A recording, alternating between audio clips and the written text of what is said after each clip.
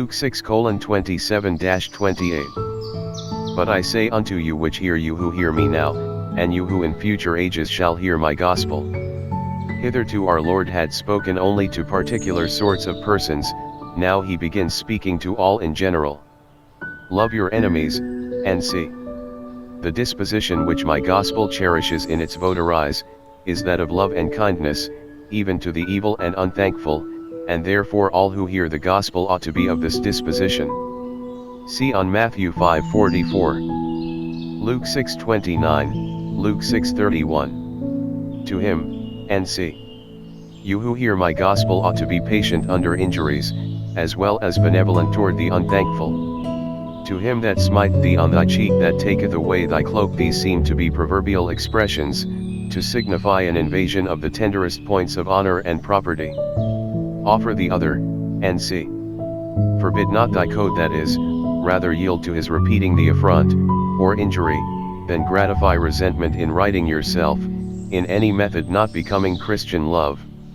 Give to every man, friend or enemy, what thou canst spare, and he really wants, and of him that taketh away thy goods by borrowing, ask them not again if he be insolvent, or, do not exact them if it will distress the person concerned to repay thee, rather lose them, if consistent with other duties, than demand them by a legal process.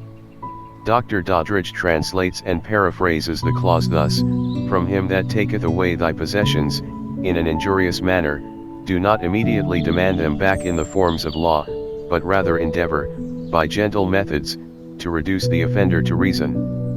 The Greek expression, tau omicron upsilon alpha iota rho omicron nu tau omicron tau alpha sigma alpha, here rendered, taketh away thy goods, properly signifies, taketh them away violently, or by fraud.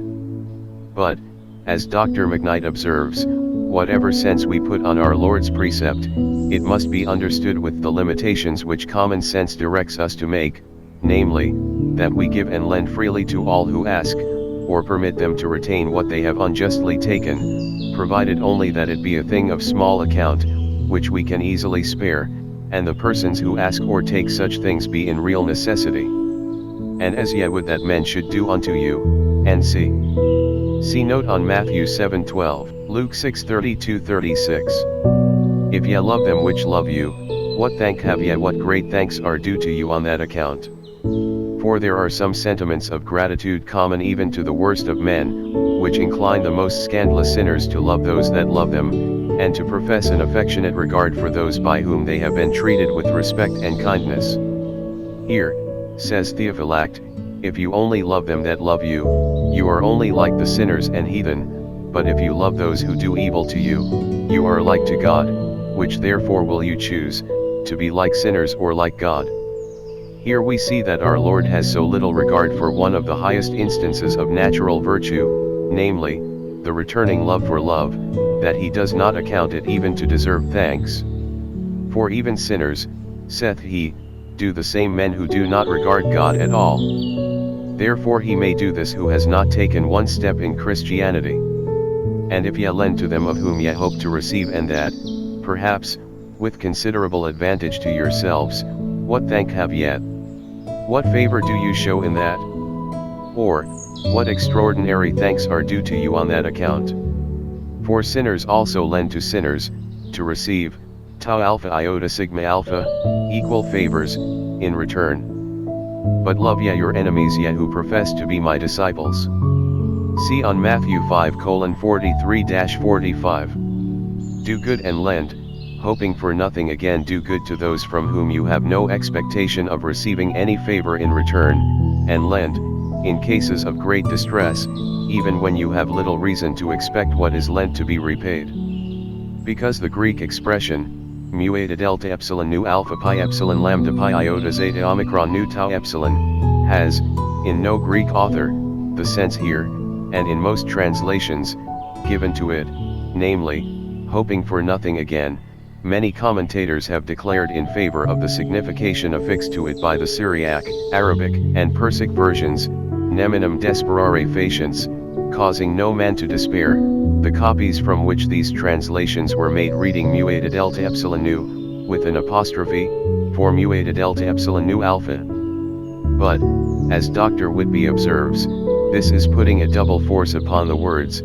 First, reading, without the authority of any ms, mu eta delta epsilon nu alpha, no man, for mu eta delta epsilon nu, nothing, and 2d, interpreting alpha pi epsilon lambda pi iota zeta epsilon iota nu, to cause to despair, of which sense they give no instance.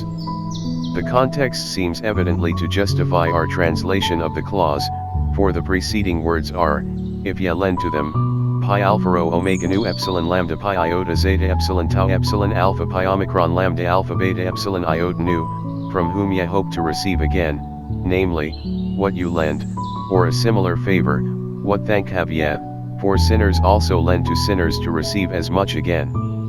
It then naturally follows, but do good, and lend, hoping for nothing again, that is, lend not you on so mean an account, but even when you do not hope to have that returned which you lend, or to receive at some future time a like favor from the person you lend to. And whereas we are told that the word alpha pi epsilon lambda pi iota zeta omega bears no such sense, I hope, says the doctor, the credit of Stephanus, who says the word is rightly rendered by the Vulgate, nihil in sperantes, hoping for nothing thence, and of Casaubon, who says alpha pi epsilon lambda pi iota zeta epsilon iota nu is to hope for something from a person or matter, may be sufficient to support the credit of our translation, especially when we read, in the life of Solon, that he made no law against parricides, delta iota alpha tau omicron alpha pi epsilon lambda pi iota sigma alpha iota, because he did not expect that such a crime would be committed, and find this like composition of the word alpha pi epsilon chi epsilon iota nu, when it signifies alpha pi omicron tau iota nu omicron epsilon chi epsilon iota nu, to receive from anyone, and in the word alpha pi epsilon sigma theta iota epsilon iota nu, which is used for alpha pi omicron tau iota nu omicron epsilon sigma theta iota epsilon iota nu, to eat of anything. It must be acknowledged, however, that the more common and classical meaning of the term is despero, to despair, and accordingly Dr. Campbell, with many others, renders the clause, not at all, or nowise despairing, observing, among several other arguments in support of this translation, that what commonly proves the greatest hindrance to our lending, particularly to needy persons, is the dread that we shall never be repaid.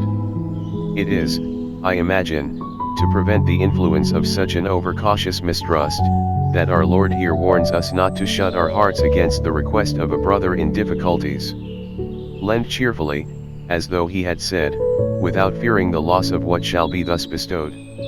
It often happens that, even contrary to appearances, the loan is thankfully returned by the borrower, but if it should not, remember, and let this silence all your doubts, that God charges himself with what you give from love to him, and love to your neighbor, he is the poor man's surety. It may not be improper to add, that several Latin manuscripts, agreeably to this interpretation, read nihil desperantes, nothing despairing. Our Lord enforces the exhortation by adding, and your reward shall be great, probably even in this world, in the temporal prosperity with which God, in the course of his providence, will bless you, for to him that hath, uses aright what he hath, shall be given, and he shall have more abundance, Matthew 13:12. But if you are not recompensed in this world, you certainly shall be in the world to come, for God is not unfaithful to forget our work and labor of love, which we show to his name. And ye shall be the children of the highest, his genuine children, resembling him, bearing the image of his goodness, for he is kind unto the unthankful and the evil, causing the undeserved benefits of the sun and rain to descend upon them, and conferring on them of his free unmerited bounty other innumerable benefits daily. Be ye therefore merciful, compassionate, kind, beneficent, to the unworthy, as your Father also is merciful, continually setting you an example of gratuitous goodness, as all his works, whether of creation, providence, or grace, amply declare. See notes on Matthew 5:44-48.